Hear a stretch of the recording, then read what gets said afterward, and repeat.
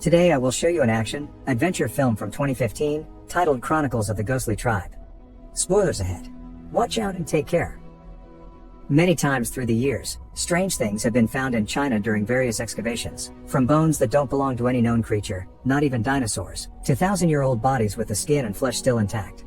One of the scientists involved is Professor Yang Chelin, who in 1978 inaugurates Post 749 in the Kunlun Mountains, a special team dedicated to specifically finding out the secret behind all these mysterious discoveries. It is now 1979, and Hu Bai-yi is one of the many soldiers working hard in the excavation. The job is exhausting and he often falls from sheer fatigue, but the professor's daughter Yang Ping is always there to support him and help him regain his strength. When Hu Bai-yi met her for the first time, he felt like she had known her for a long time. The two of them have a bond that makes his friend Kang Sun jealous. After the team retrieves another giant skull from an unknown beast, the cave begins shaking and suddenly it explodes, destroying their whole camp. The soldiers, led by Officer Han Jiuyang, get their weapons ready to fight back, but the only ones to come out from the cave are Professor Yang and some workers. This incident isn't a complete loss, however. A path is opened inside the mountain, so they'll send a special team to go with Professor Yang to investigate. Yang Ping immediately volunteers to help her dad, and that causes Hu Bai-yi to volunteer as well, which in turn makes Kang's son come along too. The team enters the cave and follows the discovered path until they come across a giant chasm, which they proceed to climb down while noticing a butterfly-like creature flying around them. They eventually make it to an icy platform with another chasm in the middle, so they climb down this one as well until they find an unexplored cave filled to the brim with strange fossils. After wandering around for a while, they find an exit that comes out at a complete opposite mountain from the one they entered. There, Professor Yang tells Hu Bai-yi that legends say somewhere in this area is the gate of an ancient kingdom belonging to a pet secret government. Their chat is suddenly interrupted when the other soldiers let them know of a very important find, a humongous paw print on the snow. While Han and the rest of the team finish installing a door at the mountain entrance, Professor Yang and his men begin following the trail of paw prints to find the beast that left them, which is actually nearby. The creatures they find first, however, are the little flying guys from the cave, but now they look at them more closely, they notice they aren't butterfly-like, they're weird-looking bats. Nothing happens when they land on a sleeve, but one of the soldiers catches one with his bare hand and that proves to be a mistake. He suddenly starts burning with a blue flame at an alarming speed until there's nothing left but his bones. Soon they're surrounded by these bats and the soldiers begin shooting to scare them away, but they lose a few men to the fire anyway. All the shots scare the giant beast and make it go away, but its sudden heavy turning causes an avalanche. The party starts running down the mountain as the snow swallows many of the soldiers, but there comes a point where they can't keep going. There's an abyss in front of them. They have no other choice but to jump, but before doing so, Professor Yang ties Hu Bai-yi and his daughter together.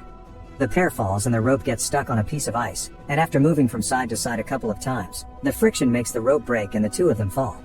Even months later while sleeping on a train, Hu Bai-yi doesn't understand how he survives that fall, especially after losing even more men that get killed by hitting their heads or getting stabbed by the ice. When he awakes at the bottom of the abyss, there are only 4 party members left: Hu Bai-yi, Professor Yang, Yang Ping, and Kang Sun. After retrieving as many fallen supplies as possible, the now very small team lights up some torches and continues their exploration. They come across a huge cave with a tall tower inside surrounded by building ruins that Professor Yang calls the Sacred Palace of Kunlun. The tower is said to have 9 levels where demon creatures have been sealed, and it's what Professor Yang has been looking for all this time. He gets on his knees in a sign of reverence, then lights up a candle waiting at some sort of altar, which creates a freaky tall flame that causes a bunch of bats to show up and surround the tower with a red glow. Professor Yang believes Hu Bai-yi and his daughter can open the tower door, so he sends them, and when they walk in hand, the professor's theory shows to be true. The door opens and starts glowing as a light appears at the top of the tower, summoning a bunch of spirits that fill the room. But all of it suddenly goes away when Kang's son puts out the candle, not liking the idea of opening the gates of the devil.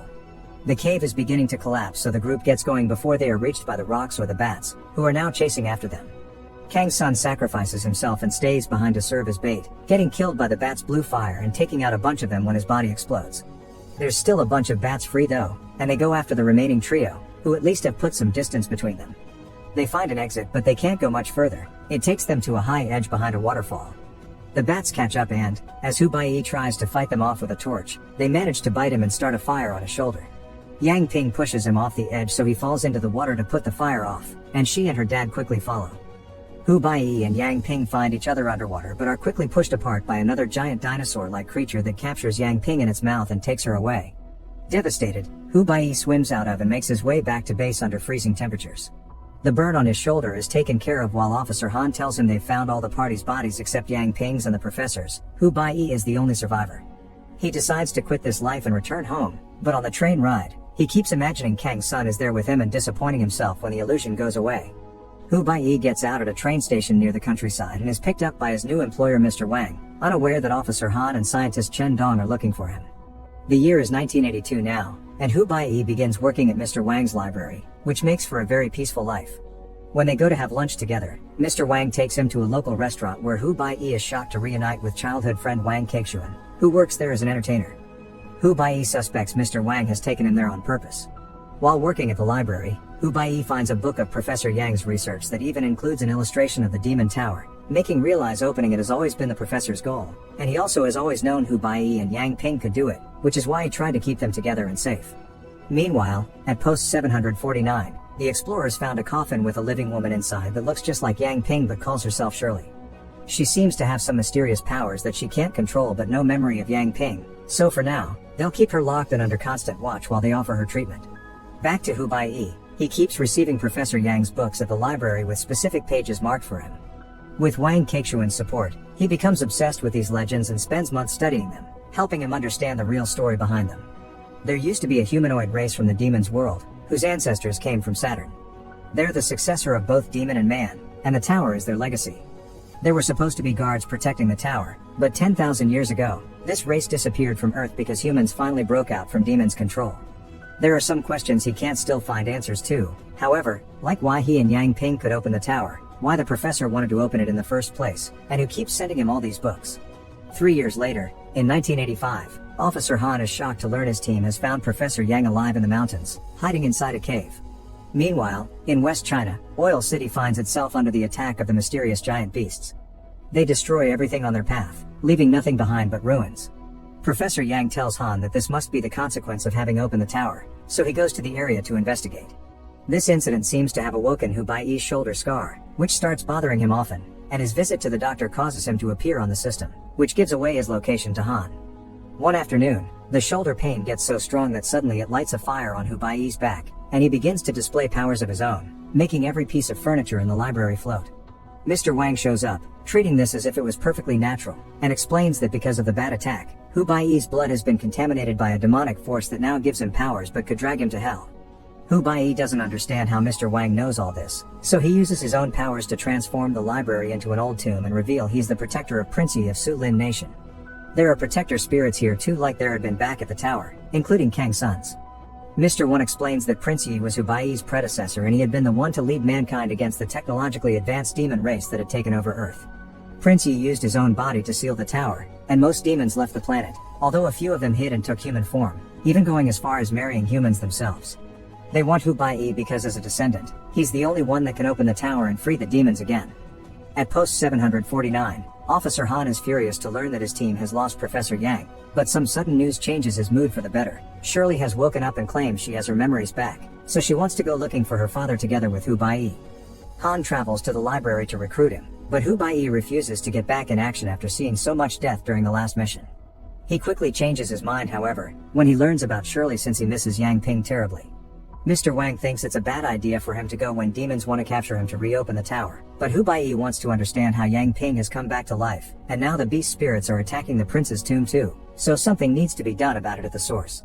Hu Baiyi leaves the library with Wang Kexuan, who wishes to help. They travel to northern China where they meet the team that will be looking for the Professor Chen Dong, a woman called Cao Weiwei, a bunch of soldiers, and of course, Shirley. Hu Baiyi can't stop crying when he sees her again, but while she remembers his name, she acts rather coldly towards him and insists to be called Shirley instead of Yang Ping. The team travels through the desert by using camels. After a few days of peace, they suddenly find themselves in a sandstorm, so they ride away as fast as they can to leave it behind. There's a little detail they don't notice though. The only reason why the sandstorm doesn't follow them anymore is that they cross an invincible force shield that keeps the storm away as they enter the ruins of Oil City. Once they dismount in a safe area, they realize they actually lost a few men during their escape, including Wang Kexuan. This second group is still in the middle of the desert without their camels, so they're trying to reach the well site they've seen in the distance when suddenly, they're attacked by one of these demon creatures. They split as they run away, and the demon kills one of the soldiers as the rest of the group reaches the well site, only to find a second demon there. This demon kills all the men except for Wang Kexuan and a friend, who find a bicycle and make their way into Oil City to reunite with the rest of the team, who has been exploring around and finding nothing but ruins and bodies. Hearing about the demons, Hu Baiyi wants to leave to avoid another massacre like it happened last time in the mountains, but Chen Dong and Shirley want to stay and finish their mission. There isn't much time to discuss this though, because the demons find them and the team must get ready to fight. They arm themselves and shoot the first beast, thinking they've managed to kill it, then they chase after the second one. When they turn around however, the first one is gone. While the team fights the beasts, Shirley runs away to enter an abandoned school, and Hu Baiyi follows her there. He finds a bunch of bodies hanging from the ceiling and a hole in the ground which he enters to discover an underground tunnel that takes him to the prince's tomb. There's a demon there too, which pushes Hu Baiyi and hurts him, but before it can go any farther, Shirley shows up and tames it, making it go away. Then she uses her powers to make Hu Baiyi's unconscious body levitate into the coffin, which she closes before leaving. Back in town, more demons have arrived, so the team hides in the highest floors of buildings to shoot silver bullets and rocket launchers from afar. They manage to hit a few, but most demons dodge them and climb the buildings to go after them. Wei Wei manages to avoid being found by pretending to be a mannequin. Then she runs to hide inside a bus with Wang Kexu, and while they try their best to survive the constant hits the demon that has been chasing her keeps throwing at the vehicle. Hu Baiyi wakes up inside the coffin and is desperate to get out, but he notices something magical is happening. His wounds are closing and healing at an incredible speed. Mr. Wang's spirit appears before him, telling him the coffin will help the prince live again. Then Hu Baiyi finds himself falling through darkness and showing up in front of the tower. There, he can finally learn what has happened to Yang Ping. The beast that captured her brought her to the cave and dropped her on the flame, which burned her body and made it apt for the demon queen to take over. Now Shirley is in control of the demons and is unleashing them in town. After the beast is gone, Hu Baiyi approaches the tower to talk to the queen's spirit, learning that Yang Ping was the other person that could open the door because she's her descendant. She refuses to give up her body, and points out that killing her would kill Yang Ping as well. Hu Baiyi swears he'll find a way, and finding this amusing, the queen sends him back to town. Finding the demon attacking the bus, Hu Baiyi quickly shoots it to free his friends, but he can't do anything about Chen Dong, who is hanging on the edge of a roof. The demons keep coming after him, but Shirley needs him to open the tower door, so she jumps in his defense, throwing a car at the beast to make them go away. The ones attacking their friends are still around and ready to strike. Chen Dong is even putting his gun against his temple to choose his own death instead of giving his life to a demon. But at the moment, Hu Baiyi looks into Shirley's eyes and realizes he'll never get Yang Ping back, so he shoots her 3 times, causing all the demons to disintegrate and the tower to crumble. Admitting Hu Baiyi is the only one with the power to kill her, Shirley kisses him before falling unconscious and transforming back into Yang Ping. Hu Baiyi cries over her death, but Yang Ping suddenly speaks and expresses how glad she's to see him one more time. So Hu Baiyi picks up her body and takes it to the prince's coffin, hoping to heal her. He lays down with her inside, and as he touches her forehead with his, he gets a vision of her memories. Yang Ping had powers since she was a little kid, including the ability to bring beings back to life, but her mother forbid them to use them. It wasn't until she saw her burn in blue fire that she understood her mother was a descendant from the demons that took a human form and married normal people. This is why Professor Yang had been researching the tower his whole life. He hoped one day he could save his daughter from the destiny that awaited her. Back in the cave, the only reason why they survived the fall was that Yang Ping had used her powers to revive them all. Before the connection ends, Yang Ping tells Hu Baiyi that she loves him and requests not to give up on trying to find her father. Hu Baiyi respects this wish and leaves the desert with his team on the camels, ready to keep on searching while a giant beast watches them from afar. Make sure to subscribe and turn on notifications so you can watch more videos like this. Thanks for watching.